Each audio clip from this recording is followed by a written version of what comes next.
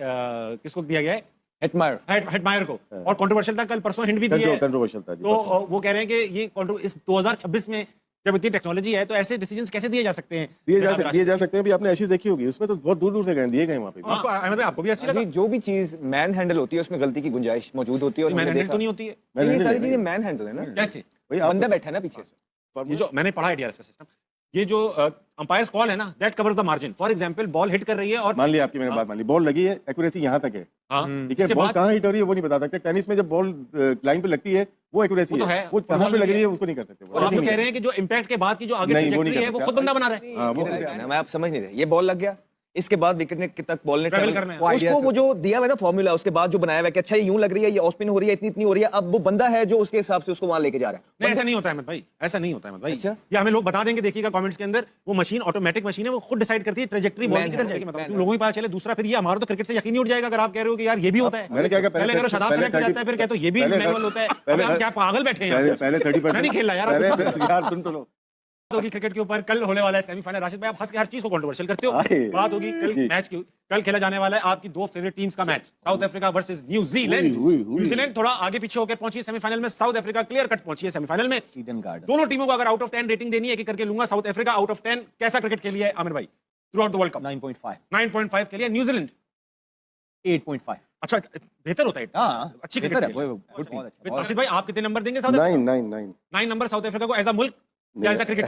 ये world cup आपके काफी दोस्त साउथ अफ्रीका में रहते हैं, मैंने देखा है। तो ये बताइए कि मेफेयर में, जोहान्सबर्ग में, यूके में भी है, लंदन में। आपके सारे साथी वहां रहते हैं। मुझे ये बताइए कि न्यूजीलैंड को कितने नंबर देंगे राशिद भाई? इसको 8 बिल्कुल बेशक। और जनाब अहमद शहजाद? हाँ, इतना ही। न्यूजीलैंड जिस तरह 9 और नहीं, साउथ अफ्रीका 9 और New Zealand 7।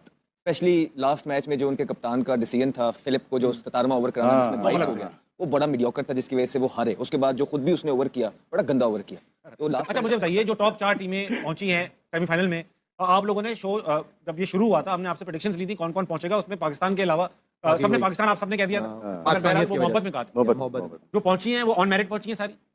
England, India, south Africa, New Zealand. Australia भी क्वालीफाई करती है इसमें, जरा वो पीछे। ऑस्ट्रेलिया काफी अच्छे से T20 क्रिकेट अच्छी नहीं खेल रहा। 21 का वर्ल्ड कप जीता है, उसके बाद कोई परफॉर्मेंस आई नहीं। आपको लगता है राशिद भाई वो रीबिल्डिंग प्रोसेस में या वो T20 करेंगे? उनके भी सेम है कि उनके सारे ओपनर्स ही आ रहे हैं बिग बैश में, जो परफॉर्म करते हैं ना। मिडिल ऑर्डर मिसिंग थे उनके पास, बॉलिंग तो एशेज में भी मिसिंग थी, लेकिन मेन जो था वो जो रिटायर हो गया मिचेल स्टार्क, किसको दिया गया है?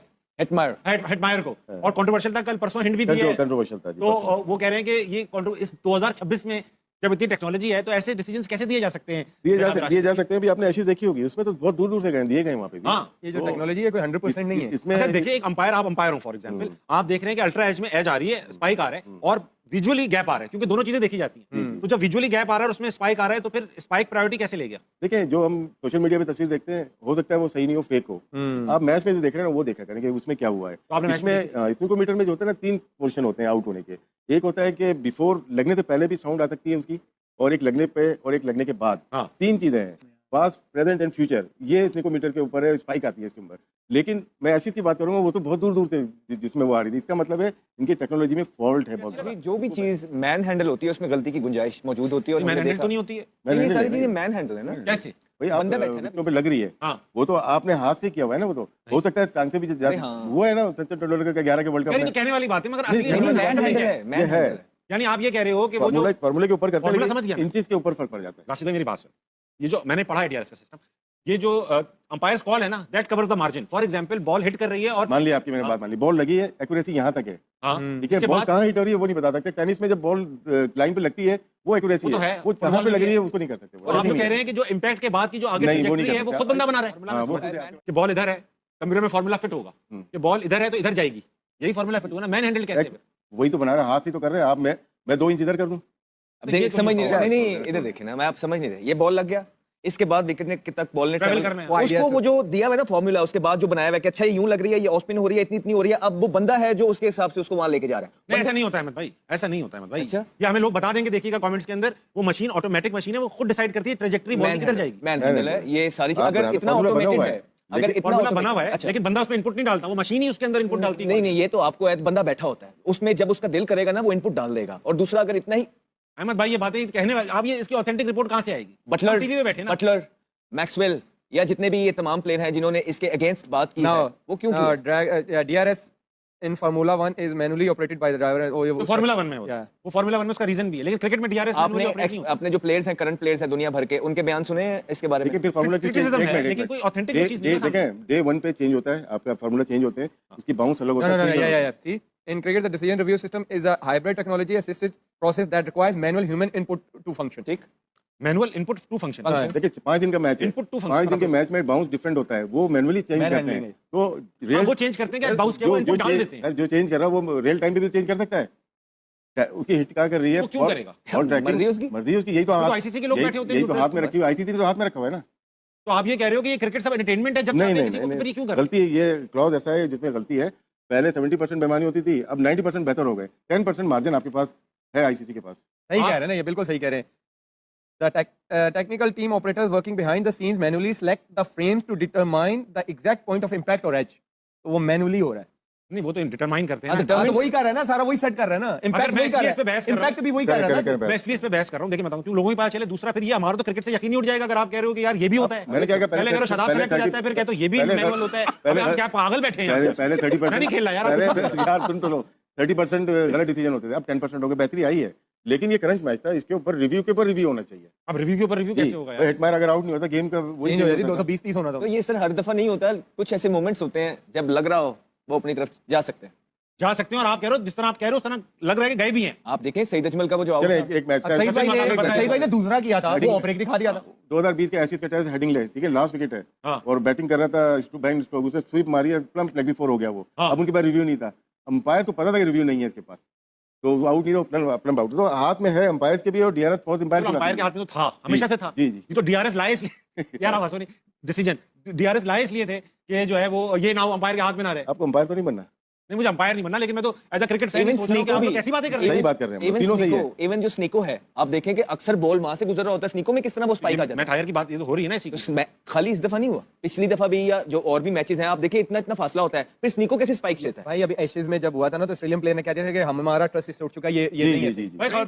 फ्रेम को मैनिपुलेट नहीं करते, फ्रेम तो बना हुआ है। उसके बाद जो ट्रैवल है ना, ट्रैवल वो तो बंदा कर रहा है ना यार, ये नहीं कहीं लिखा हुआ, ये बात करेंगे। अरे यार अभी उसने बताया नहीं है कि हम यहाँ इम्पैक्ट से डिटरमिन कर रहे हैं कि अब ये बॉल यूं ही जा रहा होगा। वो ट्रैक खुद कर रही है मशीन भाईजान, वो तो उसको एक बटन नीचे करेंगे नीचे आ जाएगा। एक बटन ऐसे थोड़ी होता है, हमने इलेक्ट्रॉनिक्स इंजीनियरिंग की हुई है भाई, हमने पढ़ाई की हुई है, हमें ऐसे थोड़ी होता है यार। वैसे तावेज़ ये सब हमें पढ़ाने में बेसिक्स तो सेम ही जान के बहस कर रहे हो। मैनुअली सारी चीजें डोप टेस्ट आईसीसी लेता है। जी भारत के नहीं लेता। अच्छा मैं बाद में भारत के होते ही नहीं डोप टेस्ट, वो उनका अपना बोर्ड लेता है, उनका आईसीसी के जो पैनल है ना, जो पूरी दुनिया का लेता है, वो नहीं लेता। नहीं, ये भारत का। अहमद भाई, ये कैसे हो सकता है कि एक मुल्क ये भी कह दें, ये भी कह दें कि इसमें क्या सच है क्या झूठ है वो बता दें। अगर आईसीसी का इवेंट चल रहा है अहमद सर, वो आईसीसी को देते ही नहीं है।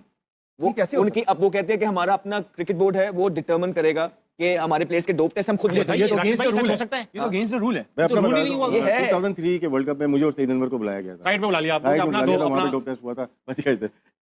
अच्छा यार, आपको ये बताने की जरूरत क्या थी कि बच गए? अच्छा बच गए थे, इसका मतलब ये वो भी ठीक नहीं होता। आईसीसी में तो अहमद मतलब आईसीसी के तो बंदे नहीं देते।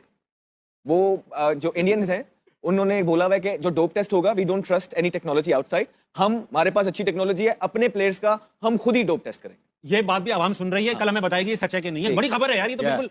मैंने पीसीआर में भेजा था, देख लें अगर लगा सकते हैं तो लगा दें। नासिर हुसैन की लगाते हैं ब्रेक के बाद, और आपने गलती से कोई अलग वीडियो भेज दी, वो कह रहे हैं वो नहीं लगा सकते। तो ये पूछ लें, ये भी पूछ लें जो कॉपीराइट। राशिद भाई, अहमद भाई, अभी रुक जाओ। अहमद भाई ये कह रहे हैं कि भाई साहब जो डोप टेस्ट होते हैं दुनिया भर के आईसीसी कंडक्ट करती है, इंडिया के नहीं करते, इंडिया के खुद उनके घर में बीसीसीआई करती है। मुझे इस बात से शक सा हो रहा है, आमिर भाई को भी हो रहा है, राशिद भाई भी एग्री नहीं कर रहे हैं। अहमद भाई एक बार फिर अपनी एक अलग लाइन लेके चल रहे हैं, बात करेंगे इसके ऊपर।